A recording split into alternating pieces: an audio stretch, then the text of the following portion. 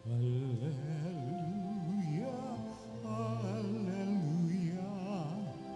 Wikain mo, o nakikinig ako sa iyong mga salita. Hallelujah, hallelujah, hallelujah.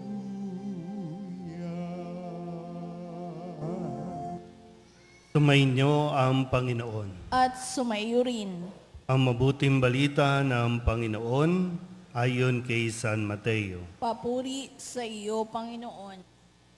Noong panahong iyon, sinabi ni Jesus sa kanyang mga alagad, "Mag-ingat kayo sa mga bulaang propeta. Nagsisilapit sila sa inyo na animoy tupa, ngunit ang totoo'y mababangis na asong gubat. Makikilala ninyo sila sa kanilang mga gawa. Napipitas ba ang ubas sa puno ng dawag o ang igos sa puno ng aroma?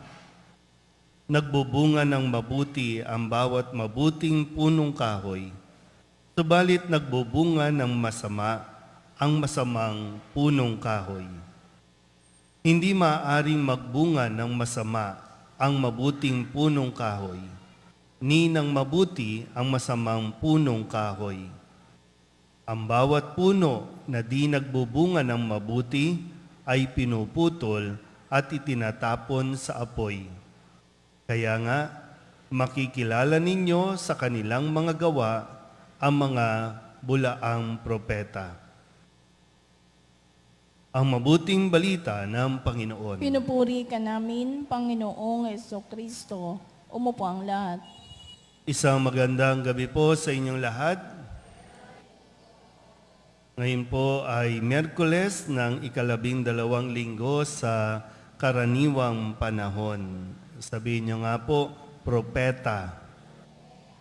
Ang propeta, ito ay mensahero, tagapagsalita. Kung ano ang gusto ng Diyos na iparating sa mga tao, ito yung kanyang ipapahayag, yung pagiging propeta. Kung kaya't ang mga propeta ay nagiging simbolo ng pag-asa. Kasi kung anong sasabihin na pangako ng Diyos para sa kaligtasan ng tao, para sa pagtugon sa panalangin ng mga tao, idadaan yan sa mga propeta. Sabihin nyo nga ulit, propeta. Pero ngayon, kasi maraming propeta na nagsusulputan noong panahong iyon, nang maisulat ang ebanghelyong ito, marami ang nagpapanggap. Marami ang sariling pahayag na sila ay nagpapakilala na maging propeta. Kaya ang sabi ni Jesus, mag-ingat kayo. Mag-ingat kayo sa mga bulaang propeta. Pag sinabing bulaan, ito yung nagkukunwaring propeta. At sa paanong paraan? Sa panlabas, sa kanilang sinasabi, maganda. Pero yung nagiging bunga ay masama. Anong sabi ni Jesus? Mag-ingat kayo.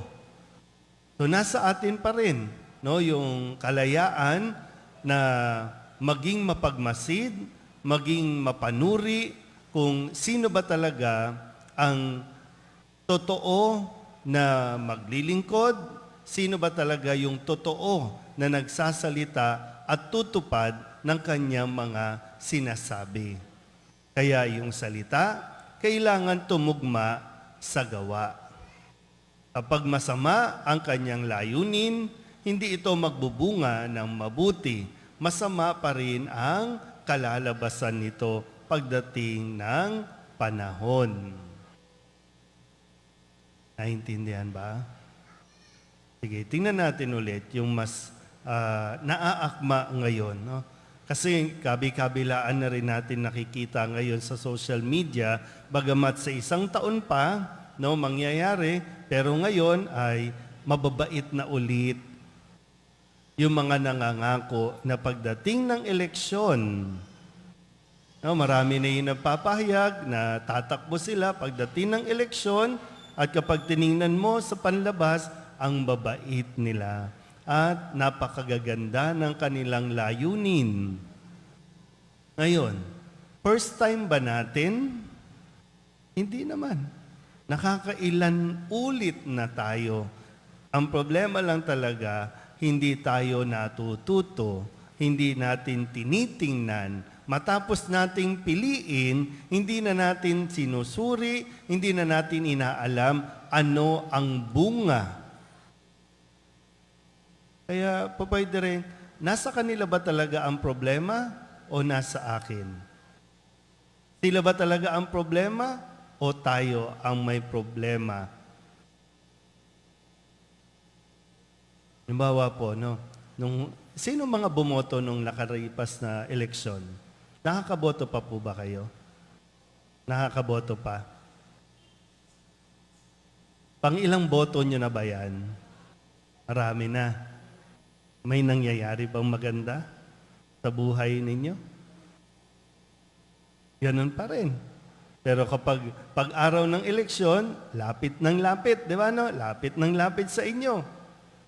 Pero pagtapos ng eleksyon, kayo ang lalapit at hindi kayo makakalapit. Sinong sisisihin natin? Sila ba? Tayo. Iyan yung bunga ng ating pagpili. Tayo yan. Kaya kung hindi malinaw at hindi maganda ang intensyon natin, ang bunga niyan, tayo din ang makakaranas ng hindi maganda. So, hindi sila, tayo. Hindi siya, ikaw, ako.